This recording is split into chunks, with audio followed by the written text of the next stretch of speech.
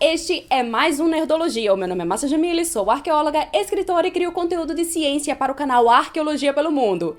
E vamos desempoeirar o chapéu fedora e colocar para tocar The Raiders March, porque Indiana Jones está de volta. E com ele, um estranho dispositivo advindo da Grécia Antiga, que foi inspirado em um artefato real. Estou falando do enigmático mecanismo de Antsitara.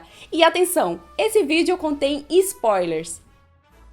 Em 1981, o mundo se encantava com a estreia de Os Caçadores da Arca Perdida, que apresentou o carismático herói Indiana Jones, interpretado por Harrison Ford.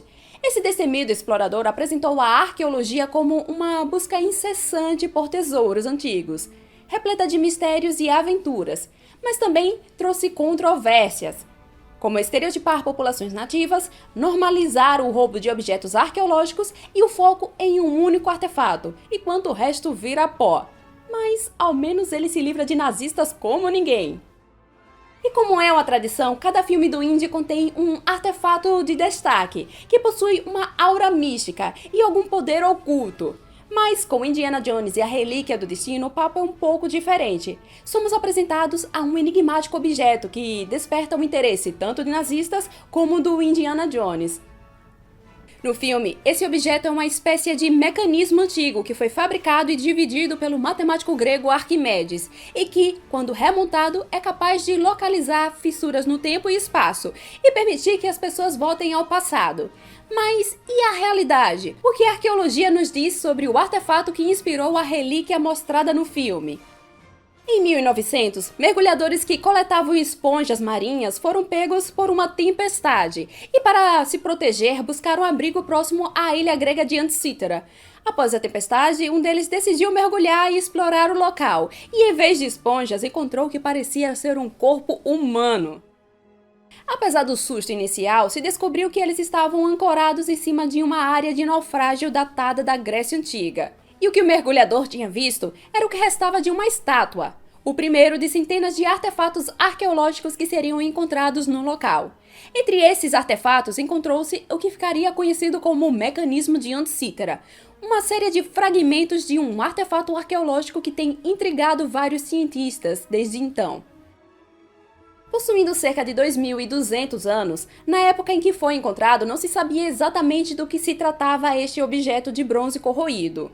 Uma das primeiras sugestões era de que se tratava de um astrolábio, até que, em 1959, Derek de Solla Price, um historiador e físico, visitou o Museu Arqueológico Nacional de Atenas e viu o fragmento maior do mecanismo.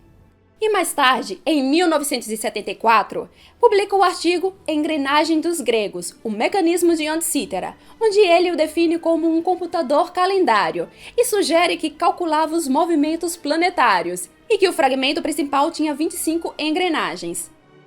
E muitos outros seguiram tentando compreender o mecanismo e como ele funcionava. A conclusão de alguns é de que, de fato, era capaz de calcular os movimentos planetários com um complexo sistema de engrenagens. Era basicamente uma calculadora astronômica.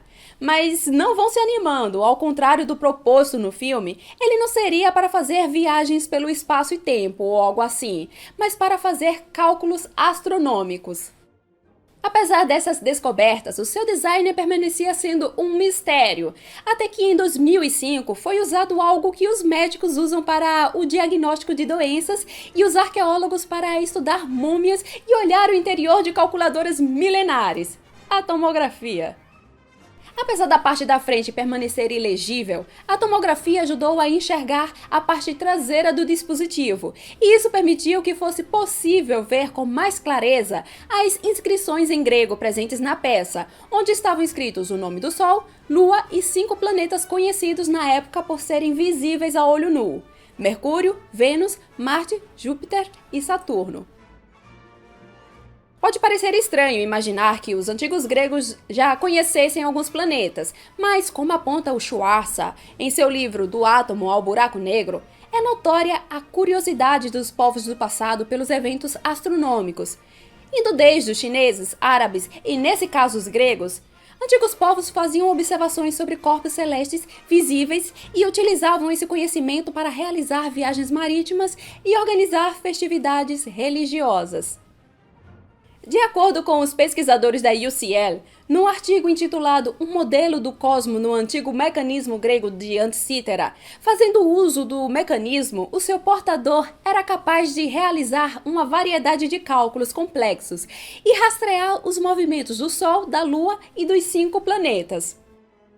Como os gregos eram ótimos observadores do céu, eles notaram a movimentação desses astros em relação às constelações e que a posição de um planeta em frente de uma constelação específica ocorria em determinadas épocas do ano. Então, fazendo uso de cálculos matemáticos, eles aplicaram a ideia ao mecanismo e usaram as suas engrenagens para simular o caminho da Lua e do Sol e assim prever, por assim dizer, eventos astronômicos como os eclipses ou servir como um calendário.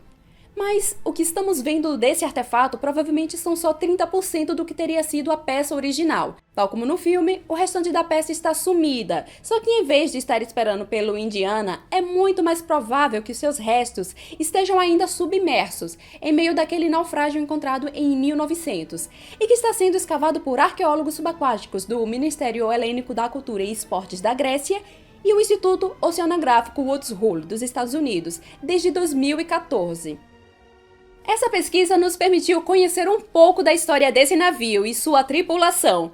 São informações como, por exemplo, que ele naufragou no século I antes da era cristã e que estava abarrotado de artigos de luxo, como estátuas de mármore, estátuas de bronze, jogos de tabuleiro, instrumentos musicais e, claro, o mecanismo de Anticítera, que talvez estivesse no navio porque era uma preciosa encomenda que nunca chegou ao destinatário.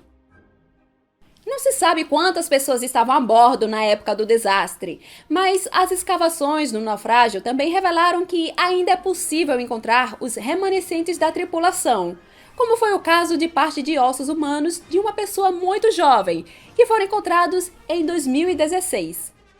As pesquisas mais atuais também demonstram que o mecanismo de Anticítera não foi o único dispositivo do tipo que existiu. Sabemos da existência de outros graças à literatura grega e romana, a exemplo das declarações de Marcus Tullius Cícero.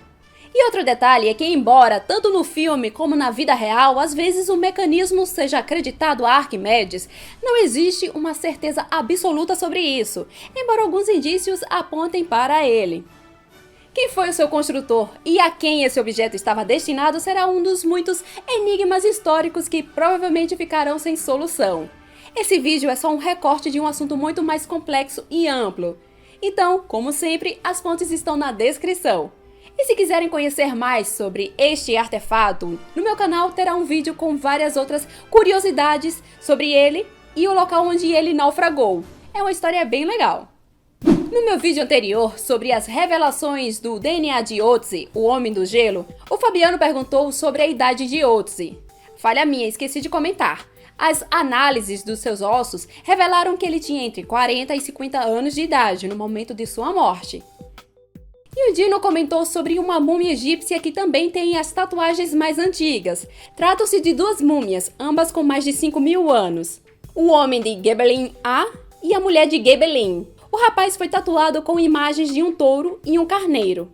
Já a mulher tem um padrão que lembra um S e uma linha meio curvada na ponta. E igualmente ao Ötzi, estes são corpos que foram mumificados naturalmente. Se você gostou desse vídeo, não se esqueça de deixar um like e compartilhá-lo com seus amigos. Inscreva-se no nosso canal e ative o sininho para não perder nossas atualizações. Vou ficando por aqui e até mais!